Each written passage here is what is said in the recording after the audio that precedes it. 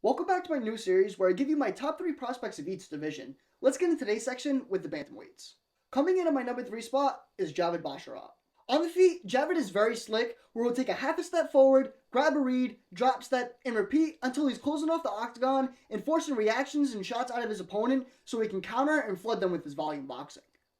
Out at range, his style is real pretty, where he does a great job of picking off his guy with his pop and jab and outside calf kick, where that forces his guy onto his range, where Javid then works his great drop step counters and shifting out on an angle.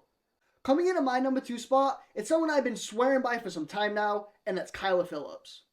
On the feet, whether you're a fan or a fighter, Phillips is the man you want to be watching because not only does he put on a show, but he has many high-level setups and creative techniques to his arsenal. On the feet, I feel like Kyle's best trait isn't so much the punches or the kicks, but it's his range management in order to set up the punches and the kicks. Doing a great job of either making his guy chase and walking onto his strikes, or being the one on the front foot and using his forward pressure, using his tools to cut off his opponent and chop them down.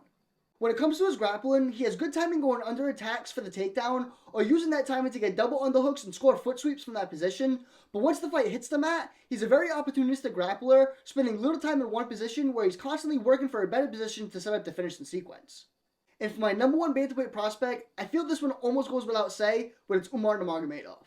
On the feet, outside of your hair, he's probably one of the most dynamic kickers in the UFC right now, where he just has ridiculous kick and speed and power, having great front leg options from southpaw, and great tools from orthodox as well, where he uses his kicks to then set up the boxing.